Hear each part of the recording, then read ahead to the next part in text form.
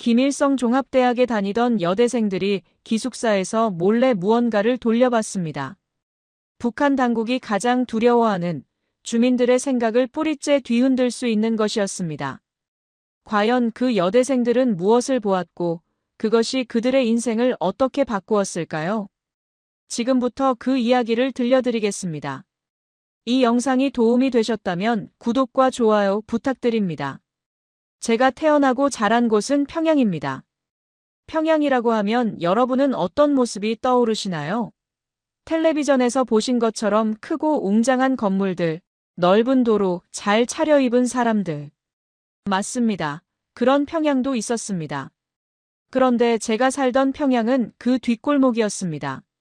창광거리에서 한참을 걸어 들어가면 나오는 낡은 아파트 단지. 그게 제 고향입니다. 5층짜리 회색 건물이 다닥다닥 붙어 있고 겨울이면 수돗물이 얼어붙어 아침마다 양동이로 눈을 녹여 쓰던 그 동네요. 그래도 봄이 오면 담벼락 틈새로 민들레가 피어나고 아이들이 골목에서 공기놀이를 하며 떠들던 나름 정겨운 곳이었습니다. 아버지는 평양방직 공장에 다니셨습니다. 공장 벨이 울리면 새벽 6시에 나가셔서 해가 질 때야 돌아오셨지요. 배급표를 들고 식량을 받아오시는 아버지 뒷모습이 어릴 때 기억 속에 선합니다. 어머니는 장마당에 나가 두부하고 국수를 파셨어요. 장마당이라고 여러분으로 치면 재래시장 같은 곳인데 우리 어머니는 새벽 4시에 일어나 두부를 만들어 머리에 이고 나가셨습니다. 비가 오나 눈이 오나 하루도 빠지지 않으셨지요. 그렇게 번 돈으로 저를 공부시키셨습니다.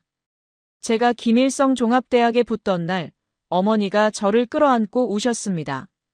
그 손이 얼마나 거칠었는지 지금도 생각하면 가슴이 먹먹합니다.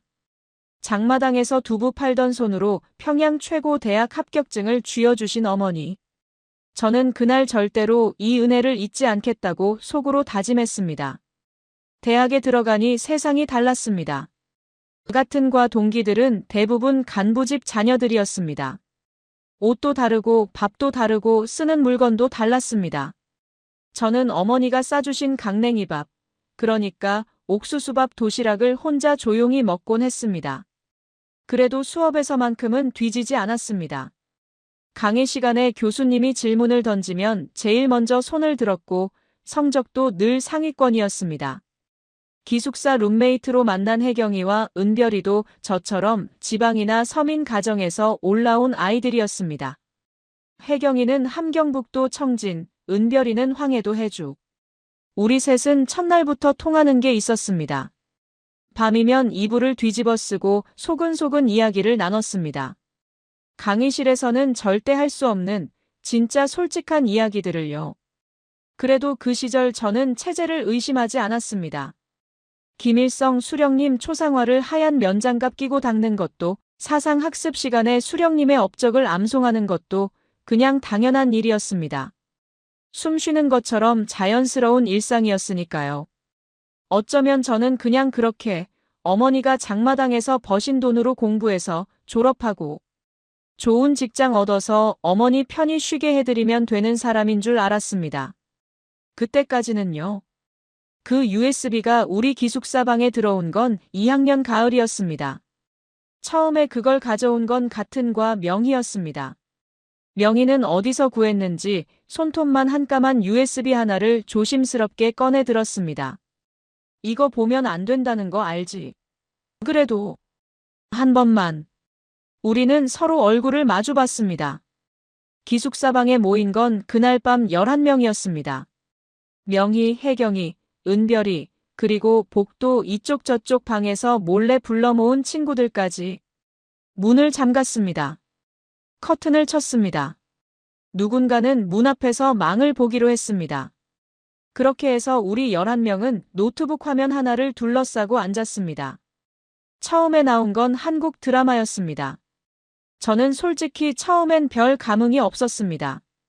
남조선 사람들이 찍은 선전물이겠지라고 생각했으니까요. 그런데 드라마가 끝나고 나온 건 뉴스 영상이었습니다.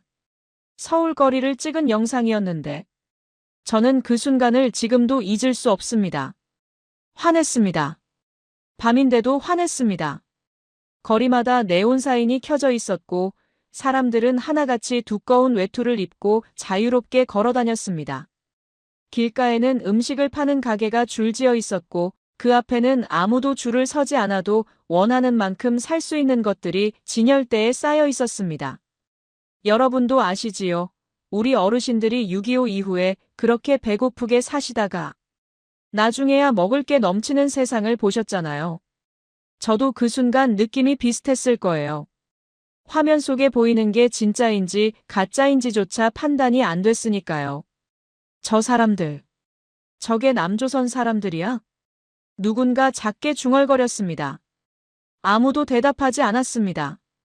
우리가 학교에서 배운 남조선은 미제의 식민지 아래서 민중이 착취당하고 거리에 거지가 넘치는 곳이었습니다. 그런데 화면 속 그 거리에는 거지가 없었습니다. 대신 밝은 얼굴로 웃으며 걸어가는 사람들이 있었습니다. 은별이가 먼저 울었습니다. 소리도 없이 눈물이 뚝뚝 떨어지는 거예요.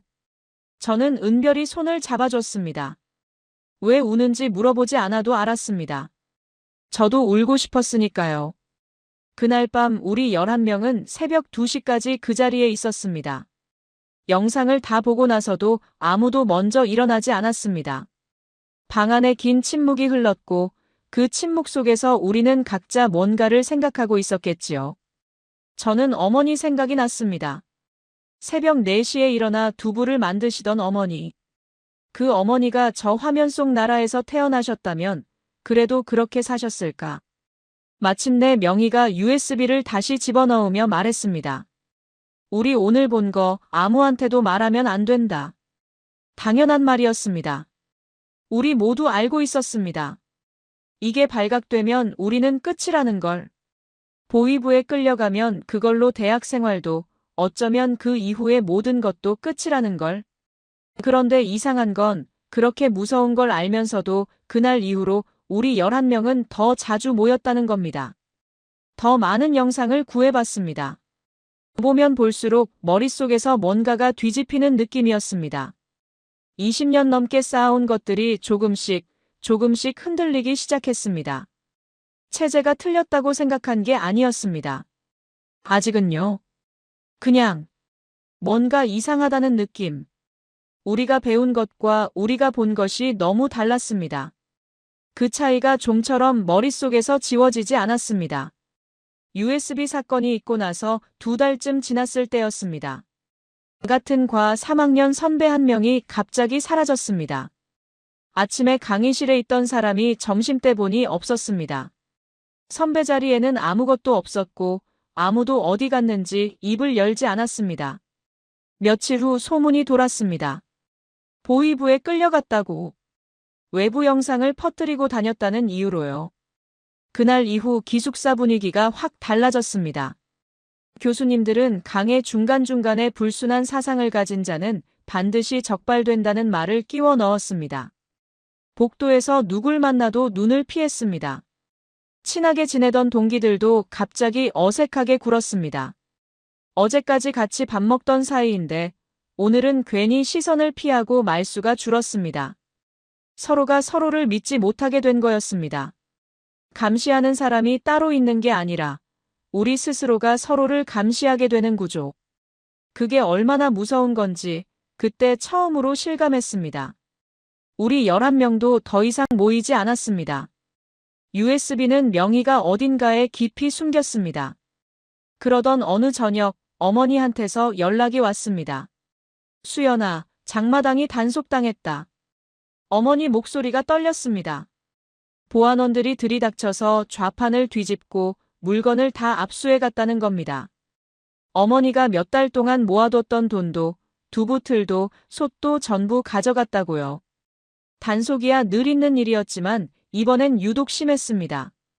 어머니 목소리에서 그 사실이 느껴졌습니다. 전화를 끊고 나서 저는 한참을 멍하니 있었습니다. 기숙사 창밖으로 캠퍼스 불빛이 보였습니다.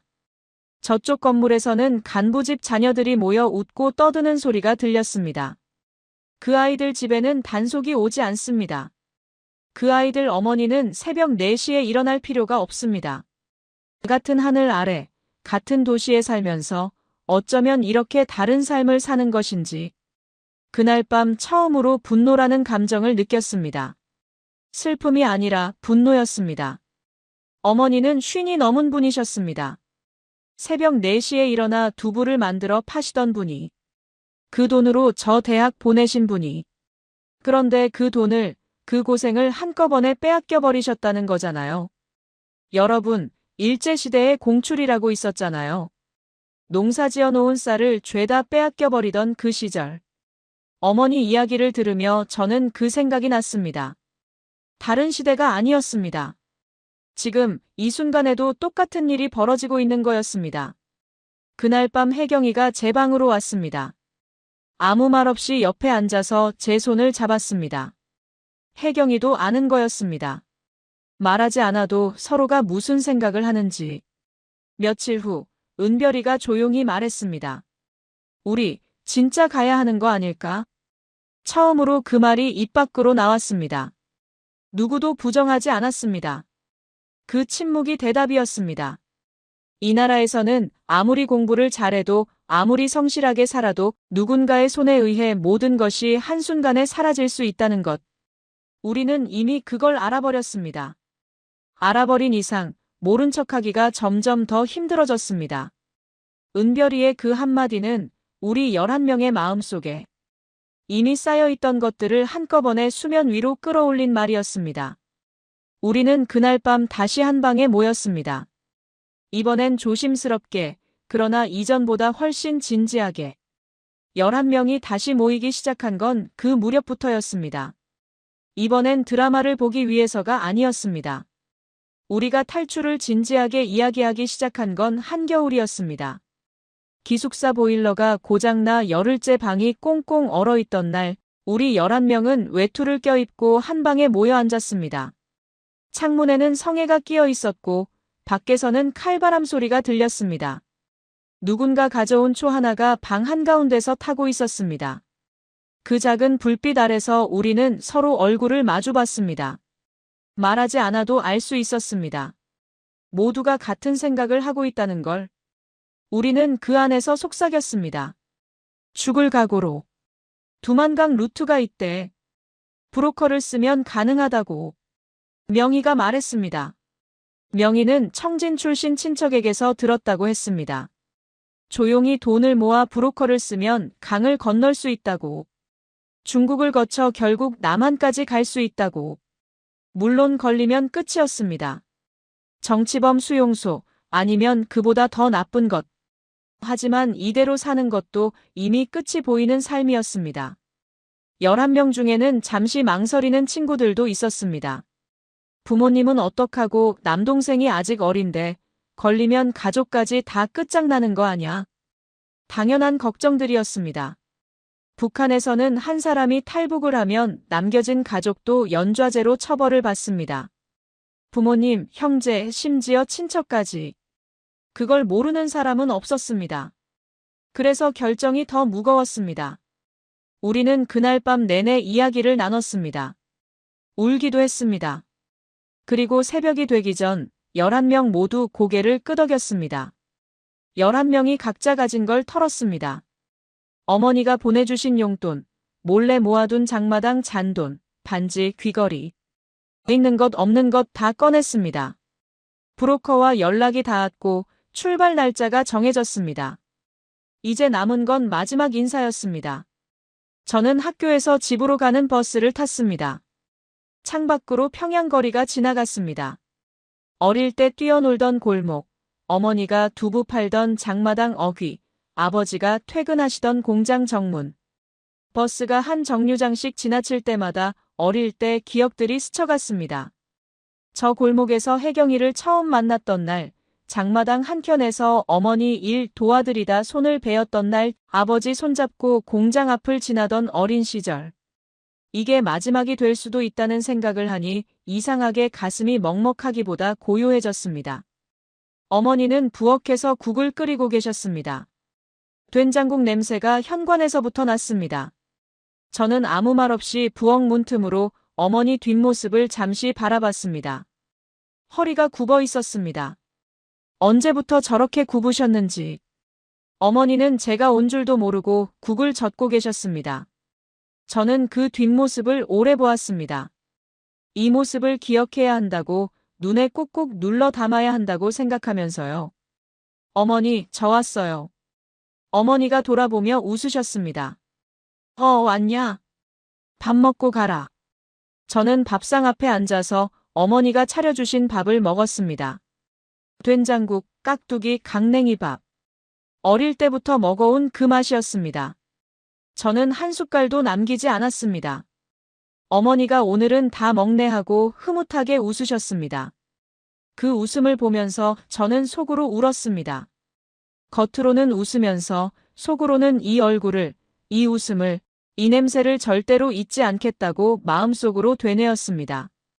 일어서면서 저는 어머니를 한 번 안았습니다. 어머니가 왜 이러냐 갑자기 하고 웃으셨지만 등을 두드려 주셨습니다.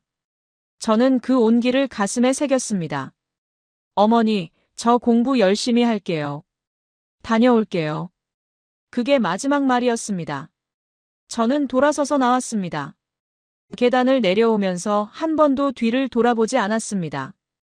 돌아보면 못 갈 것 같았으니까요.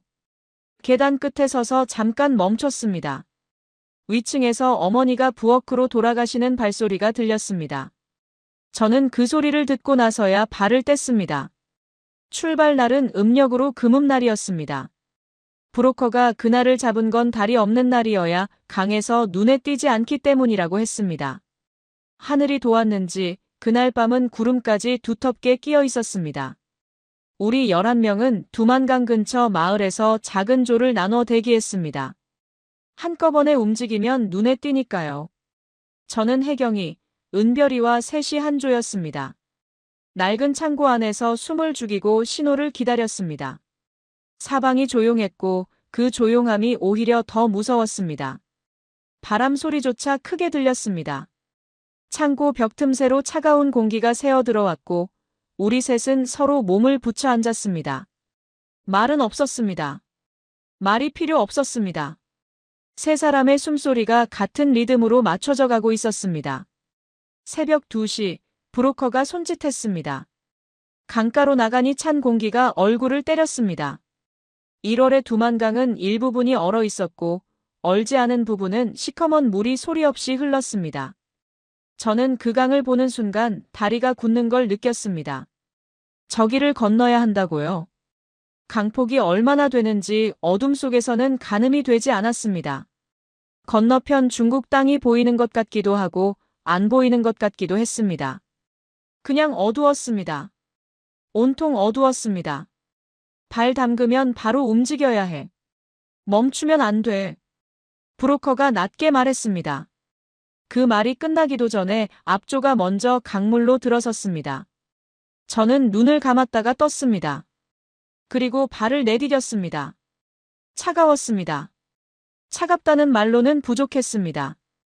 발목이 잠기는 순간 온몸에 소름이 돋았고 허리까지 물이 차오르자 숨이 막혔습니다. 심장이 움츠러드는 느낌이었습니다. 발밑에서 강바닥 돌이 미끄러웠습니다. 한 발을 내디딜 때마다 균형을 잡기가 힘들었습니다. 그래도 걸었습니다. 옆에서 혜경이 손이 제 손을 잡아왔습니다. 꽉, 놓치지 않겠다는 듯이. 저도 그 손을 놓지 않았습니다. 중간쯤 왔을 때였습니다. 강 건너편 중국 쪽에서 손전등 불빛이 하나 나타났습니다. 천천히 강물 위를 훑어오고 있었습니다. 순찰대였습니다. 브로커가 엎드려라고 속삭였습니다. 우리는 그 자리에서 허리까지 찬물에 몸을 담근 채 멈췄습니다. 움직이면 물소리가 납니다. 숨도 크게 쉬면 안 됩니다. 저는 이를 악물었습니다. 심장이 귀에서 들릴 만큼 뛰었습니다. 불빛이 가까워졌습니다. 수면을 스치듯 훑어오는 그 빛이 우리 코앞까지 왔습니다. 저는 눈을 감았습니다. 하늘에 계신 할아버지, 제발 하고 속으로 빌었습니다. 우리 가족 중 먼저 돌아가신 할아버지. 살아계셨으면 이러지 말라고 하셨을지도 모르지만 그래도 지켜봐 달라고 빌었습니다. 손전등이 우리 쪽으로 왔다가 멈췄다가 다른 방향으로 꺾였습니다. 누군가 짧게 숨을 내뱉었습니다. 그게 신호였습니다. 우리는 다시 움직였습니다. 뛰다시피 걸어서 강 건너편 돌밭에 발을 디뎠습니다. 중국 땅이었습니다. 11명이 다 건넜습니다. 아무도 잡히지 않았습니다. 우리는 강가 갈대숲에 쭈그리고 앉아서 서로 얼굴을 확인했습니다. 어둠 속에서도 서로가 보였습니다. 누군가 울고 있었습니다. 소리 없이. 저도 눈물이 나는지 물이 흐르는지 구분이 안 됐습니다. 얼굴이 이미 다 젖어 있었으니까요. 강물이었는지 눈물이었는지 지금도 모릅니다. 하늘에는 별이 없었습니다. 구름만 두텁게 깔려 있었습니다. 그래도 저는 그 하늘을 올려다보며 속으로 말했습니다. 어머니, 저 왔어요. 살아서 왔어요. 중국 땅을 밟았다고 자유로워진 게 아니었습니다.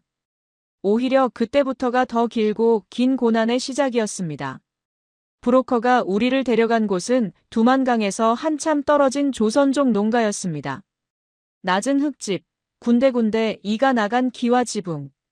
마당에는 말라버린 옥수수 줄기가 쌓여 있었고 개 한 마리가 우리를 보고 짖다가 그쳤습니다. 주인 할머니는 우리를 보더니 아무 말 없이 방으로 들어오라고 손짓했습니다. 그 할머니도 조선족이었습니다. 우리말을 쓰셨는데 억양이 낯설었지만 알아들을 수 있었습니다. 우선 몸부터 녹여라. 그 한마디가 얼마나 따뜻하게 들렸는지 모릅니다. 할머니는 더 묻지 않으셨습니다. 우리가 어디서 왔는지 왜 왔는지. 그냥 군부를 지펴주시고 따뜻한 물을 한 대야 갖다 주셨습니다. 저는 그 물에 얼어붙은 발을 담그면서 처음으로 사람의 온기라는 걸 느꼈습니다. 그러나 우리는 그 집에 오래 있을 수 없었습니다. 단속이 언제 들이닥칠지 몰랐습니다. 중국에서 북한 사람으로 발각되면 즉시 강제 북송. 그 말이 우리 머릿속에 새겨져 있었습니다. 그래서 11명은 뿔뿔이 흩어졌습니다. 한꺼번에 다니면 눈에 띄니까요. 저는 혜경이와 둘이서 함께 다녔습니다. 조선족이 운영하는 식당에서 허드렛 일을 했습니다. 설거지, 청소, 쓰레기 버리기. 말이 통하지 않아 중국 손님들한테 눈치만 봐야 했습니다. 주인이 뭔가를 시키면 눈빛만 보고 파악해야 했습니다. 틀리면 눈총이 날아왔습니다. 월급은 제대로 받은 적이 없었습니다. 단속 때 눈 감아주는 거로 퉁치자는 식이었습니다. 거부할 수 없었습니다. 거부하면 신고당할 수 있었으니까요. 그렇게 몇 달을 버텼습니다. 하루하루가 살얼음판이었습니다. 길에서 공한 차가 지나가면 가슴이 쿵 내려앉았습니다. 시장에서 누군가 자꾸 쳐다보면 혹시 신고하는 건 아닐까 싶어 자리를 피했습니다. 그러던 어느 날이었습니다. 은별이가 연락이 끊겼습니다. 처음엔 연락수단이 마땅치 않아서 그러려니 했습니다. 그런데 며칠이 지나고 다른 친구를 통해 소식을 들었습니다. 은별이와 함께 있던 친구 하나, 둘이서 단속에 걸렸다고. 그 자리에서 중국 공안에게 잡혀 북송됐다고. 그 친구들이 지금쯤 어디에 있을지, 어떤 처우를 받고 있을지. 탈북하다 잡히면 어떻게 된다는 건 우리 모두 알고 있었습니다. 그래서 더 무서웠습니다. 알기 때문에 더. 그 소식을 들은 밤, 저는 잠을 못 잤습니다. 은별이 얼굴이 눈에 밟혔습니다. 기숙사에서 이불 뒤집어 쓰고 웃던 얼굴, 처음 영상 보고 소리 없이 울던 얼굴. 지금 은별이는 어디에 있을까? 살아있을까? 생각하면 안 된다는 걸 알면서도 생각이 멈추지 않았습니다. 그 무렵 한 선교사님을 만났습니다. 한국에서 오신 분이었습니다. 위험을 무릅쓰고 탈북자들을 숨겨주고 다음 루트를 연결해 주시던 분이었습니다. 저한테 처음 하신 말씀이 밥은 먹었냐였습니다. 그게 뭐가 특별하냐고 하실 수 있지만 그때 저한테는 그 한마디가 오래간만에 사람 취급을 받는 것 같았습니다. 중국에 온 이후로 저는 그냥 숨어있는 사람이었습니다. 없어야 하는 사람. 존재해서는 안 되는 사람. 그런데 그 선교사님은 제가 밥을 먹었는지 물어봐 주셨습니다. 저는 그 자리에서 눈물을 쏟았습니다. 선교사님은 아무 말 없이 수건을 건네주셨습니다. 남은 9명이 그 선교사님을 통해 다시 연락이 닿았습니다. 9명이 살아있다는 것만 해도 감사했습니다. 우리는 다시 뭉쳤고 다음 목적지를 정했습니다. 한국. 이제 중간이 아닌 끝까지 가야 했습니다. 한국으로 가는 길은 중국에서 곧장 이어지지 않습니다. 중국과 한국은 수교국이라 중국에서 붙잡히면 바로 북으로 돌려보내집니다. 그래서 우리가 택한 루트는 중국 남쪽으로 내려가 라오스 국경을 넘고 태국까지 걸어서 가는 길이었습니다. 지금 생각해도 어떻게 버텼는지 모르겠습니다. 라오스에서 태국까지는 밀림을 걸었습니다. 낮에는 숨고 밤에 이동했습니다. 브로커가 앞장서고 우리 9명이 줄지어 따라갔습니다.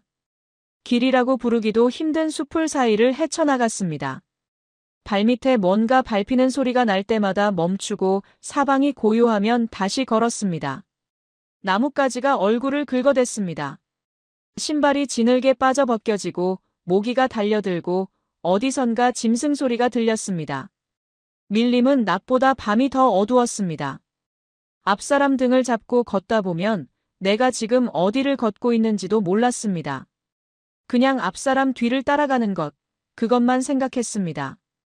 우리 중 하나인 정희가 발목을 삐어 걷지 못하게 됐을 때 우리는 교대로 정희를 부축했습니다.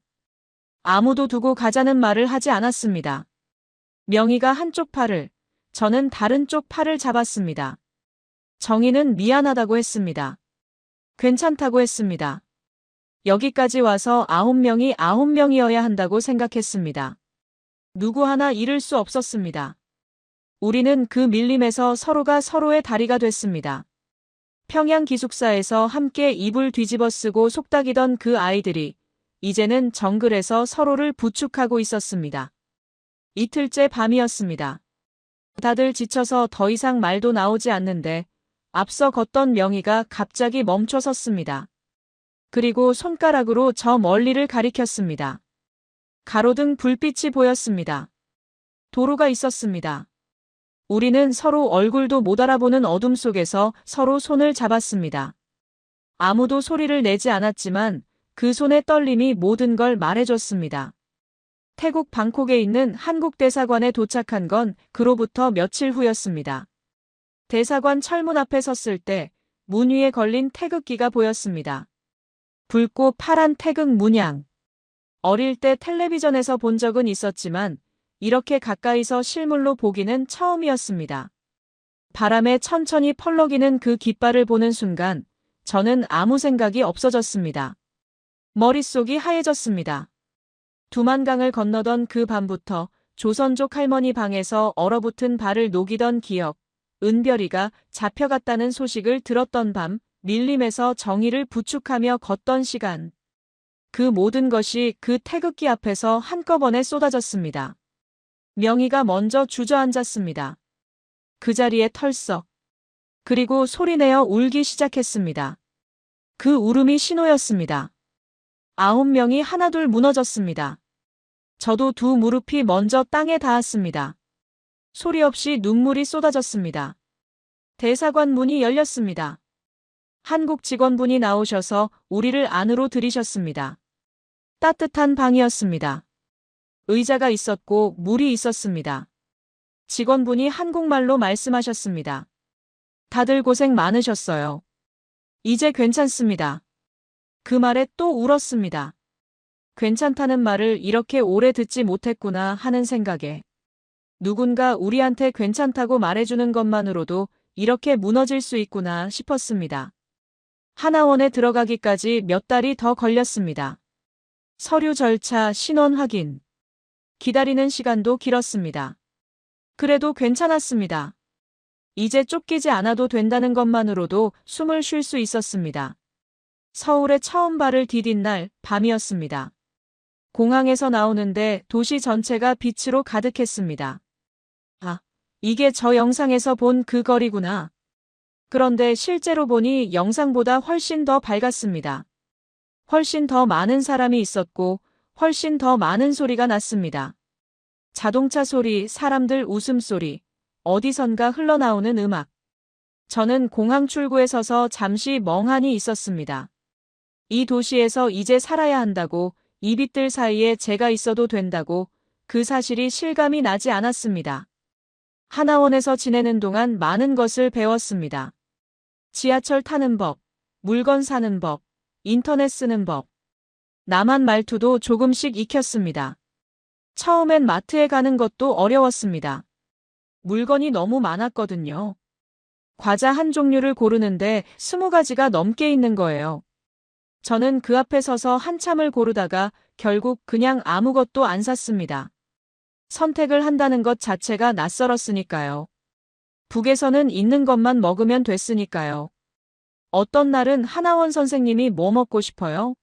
하고 물어보시는데 그 질문 앞에서 한참을 멍하니 있었습니다. 먹고 싶은 게 뭔지 생각해 본 적이 없었던 겁니다. 편의점도 처음엔 신기했습니다. 새벽 3시에도 불이 켜져 있었습니다. 들어가 보니 따뜻하고 밝았습니다. 라면, 삼각김밥, 음료수. 아무도 줄 서지 않아도 살 수 있었습니다. 저는 따뜻한 캔 음료 하나를 들고 계산하면서 혼자 웃었습니다. 이런 것 하나에 웃다니 싶으면서도 웃음이 났습니다.